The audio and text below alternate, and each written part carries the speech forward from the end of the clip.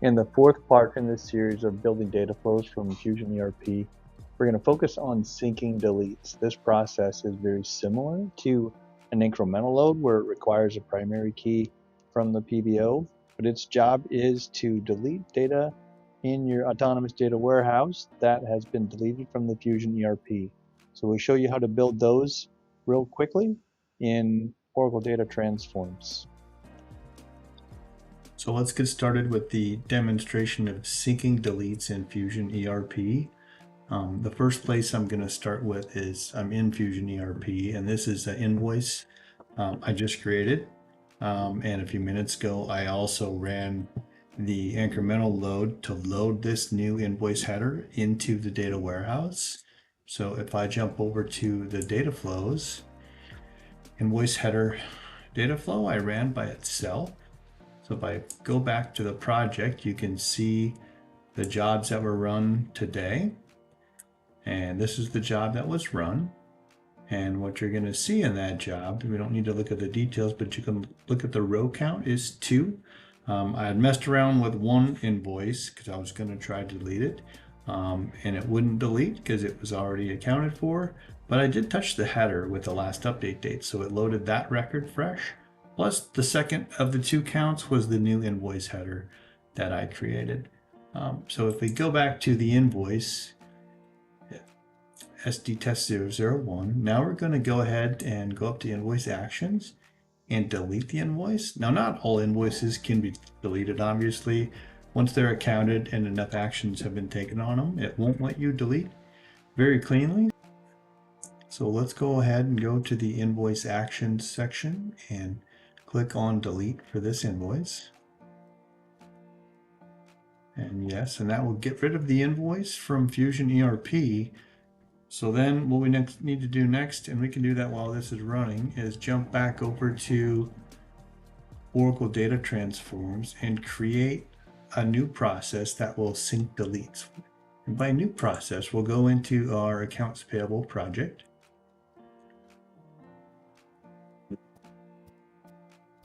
And what we're going to do here is create a new data flow. We currently have a data flow for invoice headers that's an incremental data flow. So what we want to do is copy that data flow and change it from an incremental to one that only does the sync delete portion.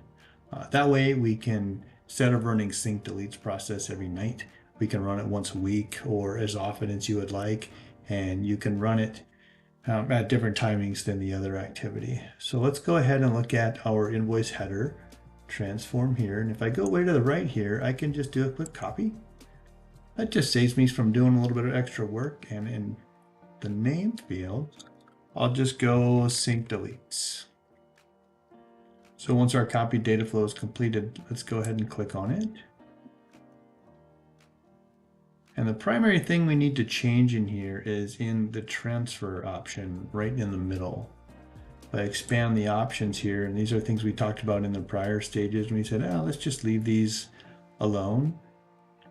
It's right down here in this BICC extract job type. This is where we're going to say we don't want data, we don't want data and keys, we just want keys. All this is going to do is extract the primary keys from the invoice header PBO that we have and bring them into a file and process the sync delete activity. Along with selecting keys up in the BICC extract job type, you go right down here to sync deleted records and change that to true. Everything else you can leave the same because this process does the same thing pretty much no matter what you do. It is going to run a query of distinct primary keys from the PBO and send that file to ADW to process. So that's pretty much it. I'm going to go ahead and hit save, and then I'm going to execute this and start. Once we kick off the data flow to sync the deletes, let's go back on the breadcrumbs to the projects and look at the jobs. And job number 156 is for sync deletes. If we open up the physical steps and scroll way down towards the bottom, you will see an object called delete target records not present on source. You can see the row count was 1, but I'm going to click in it and look at the target connection so you can see what it did.